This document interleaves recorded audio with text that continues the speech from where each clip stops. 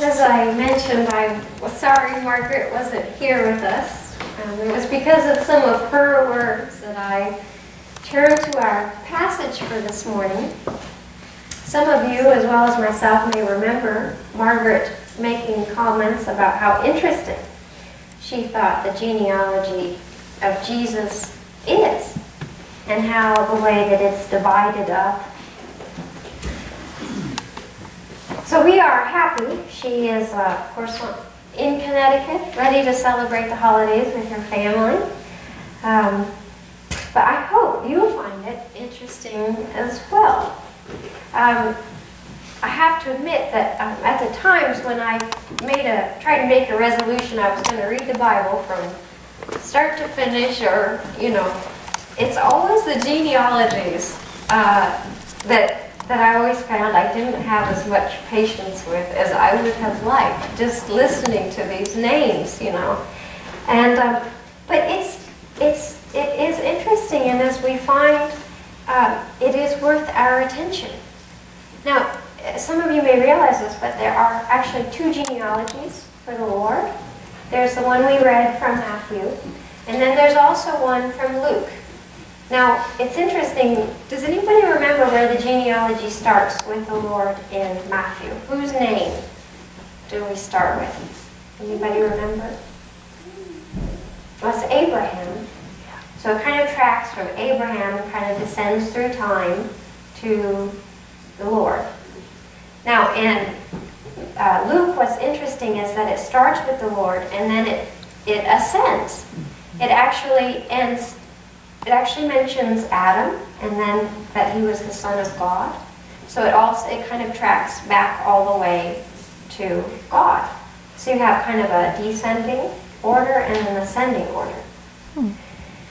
Now, this has been of interest to a lot of people over time, just trying to understand this, and it's raised some questions. I mean, if we were just to read it literally, if we were really good with our Bible, and we had the Old Testament really in our mind, we might have some questions too. And that is, why are some people left out? Some think that the math doesn't quite add up, Some wonder why, actually it's just remarkable that women were mentioned at all in this genealogy, some would say. And so so there are women that were mentioned are Tamar, Rahab, Ruth, the wife of Uriah, who's Bathsheba, and then Mary. So some might say, why these women? Why not Sarah, Rebecca, Leah?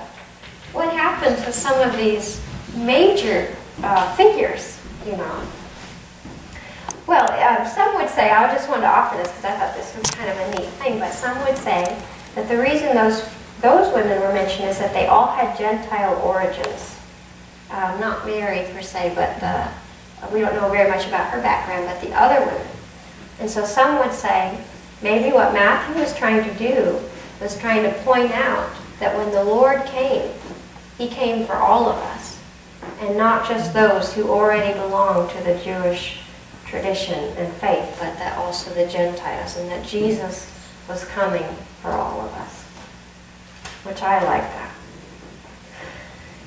So the names take on more meaning when we know who they are. And I'm just wondering, does anybody here do genealogy work? I know that's been a kind of a big thing. Very popular, I think, with some. Anybody here interested in that? Well, the one thing I've discovered, and I think it's since, knowing that Dad isn't with us anymore, is that when he passed away, a whole knowledge of people and stories and events are gone. And it means something to know who your ancestors are. So if instead of the names that we read, what if you read your grandmother's name and your great-grandfather's name and your great-great-great-grandmother's name, and the meaning that comes from that. And it doesn't become just names one after another, but it becomes the people who have influenced you. And it says something about who we are, why we are who we are, why we are where we are. it really tells us something about where we are right at this moment.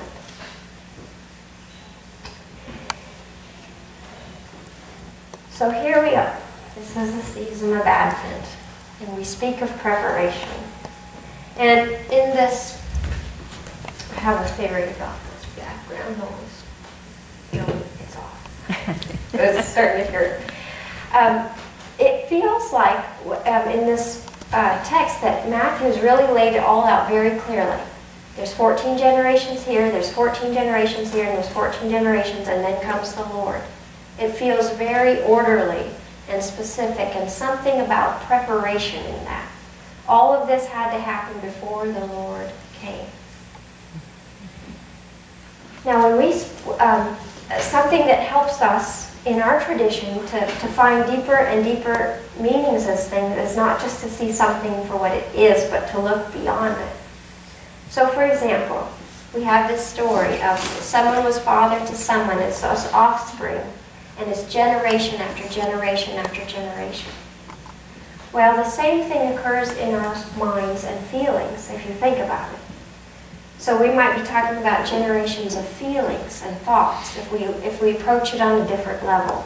You know, if you've ever changed your mind about anything, you could find a pattern where you believe something here, and then it changed here, and then it changed here, and pretty soon the generations, it changes. You know, if you've ever changed your feelings about someone, it started here, and then it changed here, and then it goes to here, and things build on each other. And then following this, there's the story of the birth of the Lord. Now what our tradition teaches is that when we hear of a birth story, it's something on the inside coming out on the outside. So it's things that we've learned, putting it into practice. So it's like all of the knowledge that you have about what is the right thing to do, and when you put it into practice, it's like a birth, because you're bringing it out into the world. And it's like a story. So here what we have is kind of an idea of what takes place before the birth of the Lord in us. Now I realize here, I've been asking this question, how do we prepare ourselves for Advent? And in one sense, that's a good question, because we can take time if we want extra prayer during Advent.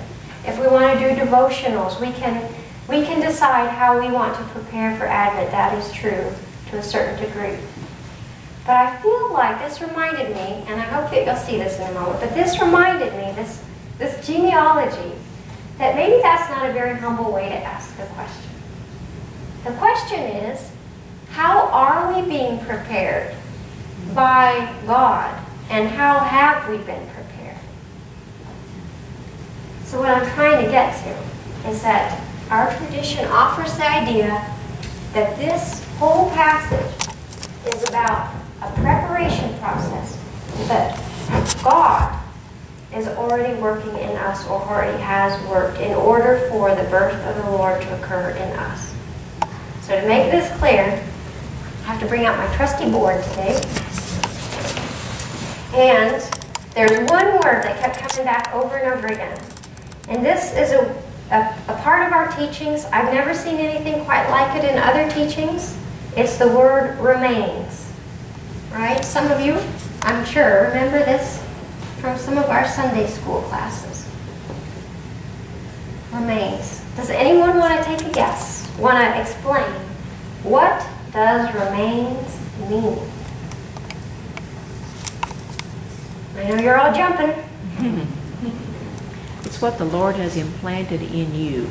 Exactly. From childhood, babyhood. Right. It's what the Lord has implanted in us. From childhood, even younger. Right. There's a way that God is with us before we're born. This is, it's really interesting to me this week, some of my reading. We call it remains. It's hard to identify exactly what it is. It's anything of the Lord in us.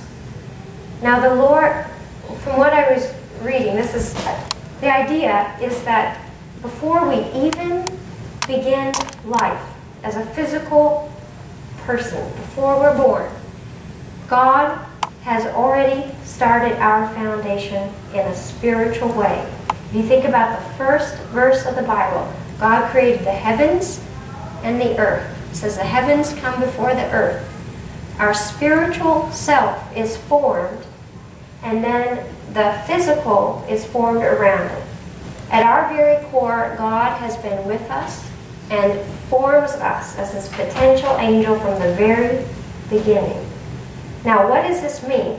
What is God with us?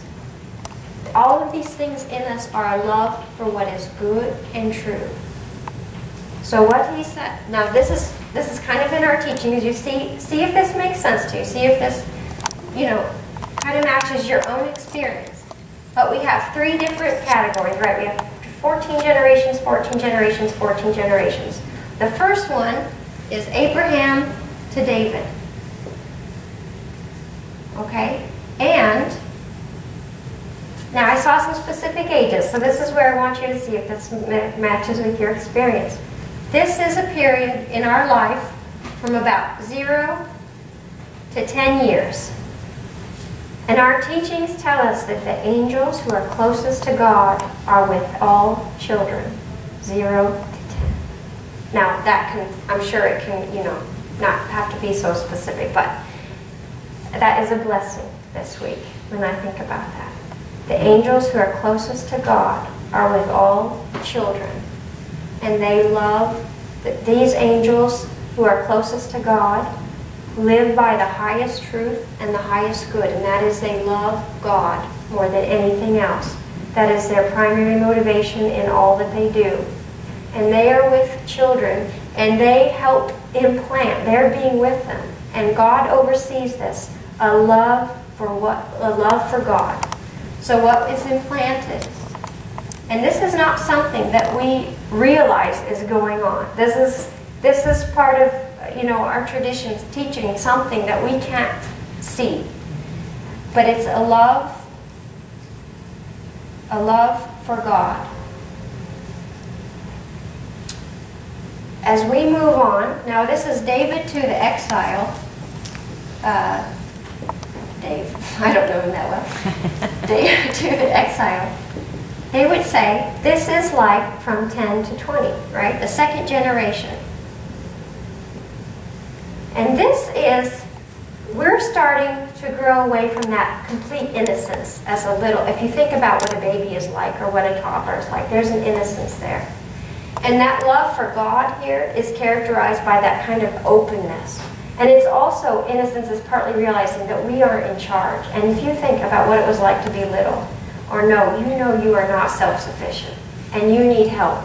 That's part of that. As we begin to grow, we still, sorry that's so messy.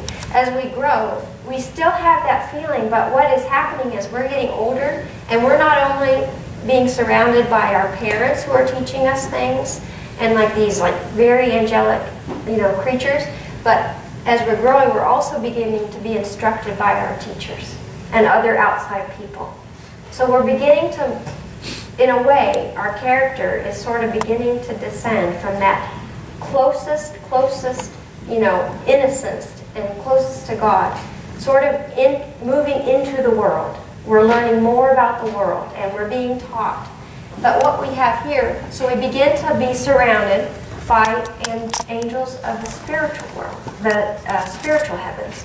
So these angels, what they work for and by is a love for neighbor. This love is being implanted in us, this love for one another. And we begin, we're still sensing the not self-sufficiency, that we need one another. So this is love for neighbor being implanted.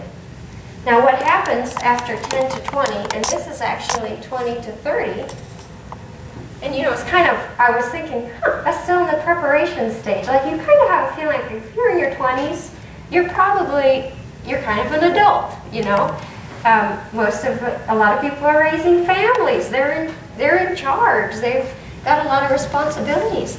But in this way to look at it, we are not done maturing here. And this is not the magic age. When someone reaches 30, they're not all of a sudden totally wise.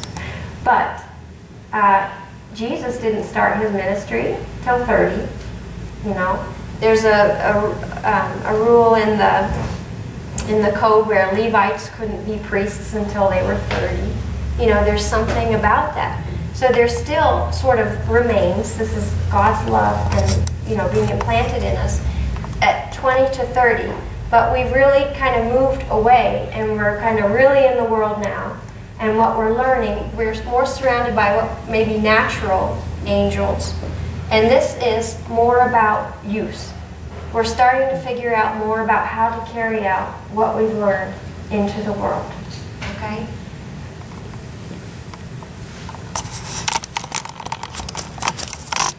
So what does this mean, right? Except for 5 of us here in this church today who are still in this process, and if I've got my math right, outside of 5 of us, the rest of us, there's a way in which this process has been completed.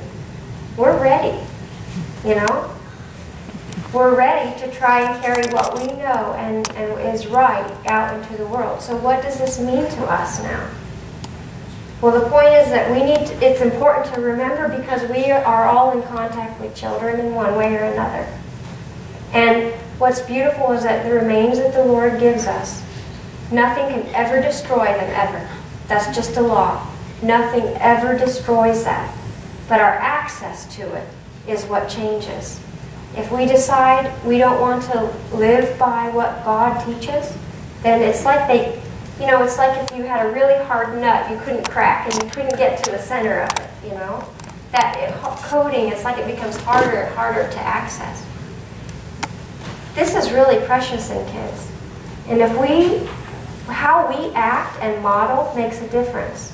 And if we belittle God, the Word, church, doing right, if we belittle those things, and we can hurt somebody else's access to their remains. So that's really important. The other thing is that these remains never go away from us. And they're a part of us, and we are always, there's never any age in which we're not going to be working with them. So, like this week, things that happened. If you think about how hurt we felt by that, how hurt we felt for those who were hurting, how our sensitivity to what is right and good and just in the world, that's because we have those remains. And we're feeling that. And the part about the fact that they always are there for us, they will never be destroyed, means that we can start over at any time. God, we learned this in Sunday school this morning, we were talking about this. God coming into the world was chasing us. God wants to be with us. And anytime we decide we want to be with God, if we haven't, or are feeling that way, we can always turn that direction. And it's like the seeds are there. The seeds are all there. We just have to turn towards the sun and help them to grow.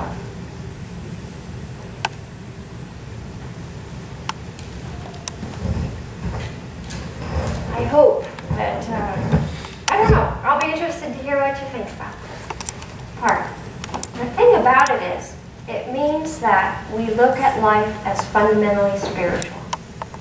We all start off that way. Everyone is spiritual at their core, and it's our job to help bring out those remains and see them, see the good in each other, and try to connect with that. So may that be our task this week, to see the good in all that we can.